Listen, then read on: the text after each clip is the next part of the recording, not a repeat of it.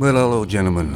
This video may be an eye-opener for some of you men out there who are basically on the border, who really don't know what to believe anymore, and who can blame you. There's so much false bullshit out there.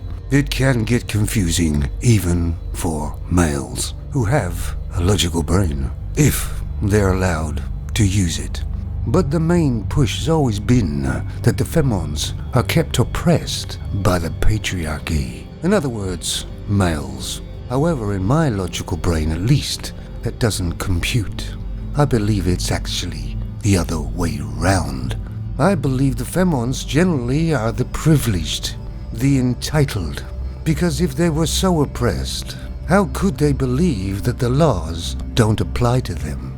I believe they're so entitled and privileged in societies today. And the proof is, these people like Amber Turd, who believe they can go into a court of law and just lie and get away with it, or Meghan Markle or whatever her name is, couldn't exist in an oppressed society for femons. People like these could only exist if the femons were entitled and privileged in society. And what about the Kardashians in the USA? How could a person like this exist, who does absolutely really nothing and just swoons around and makes loads of money? And what about all these Karens that keep flipping out all over the place? If they were so oppressed by the male patriarchy, they wouldn't dare flip out for fear of repercussions.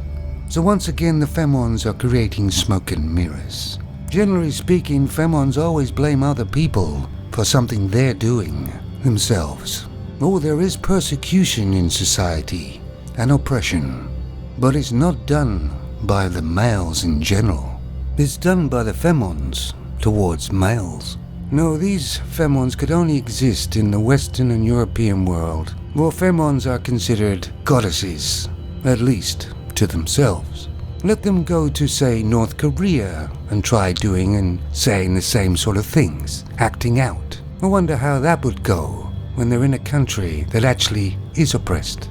But males are kind of oppressed in societies in the Western world and Europe because they have to follow the laws, because men don't have any real privilege. How many times have we seen femons acting out or being caught up in something that they created themselves, and they never have to pay the piper?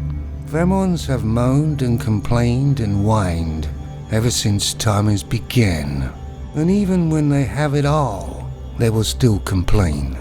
They are so privileged and entitled in society. Have they stopped complaining? No. Femons are a perpetual victim. If you took the victimhood away from them, who would they be? What would they be? For those of you guys who are on the border, if you know what I mean, take a look around. See if you can actually find some actual proof that femons are oppressed and held back by the patriarchy. Because for something that's supposed to be so widespread, it's very hard to find. 90% of what comes out of a femon's cakehole usually is bullshit. Well, you gotta give it to them though. It's an art, isn't it? They can talk for 20-30 minutes and say nothing. You try it. As a man, it's very difficult. Hey, maybe I just found something the femon's actually good at.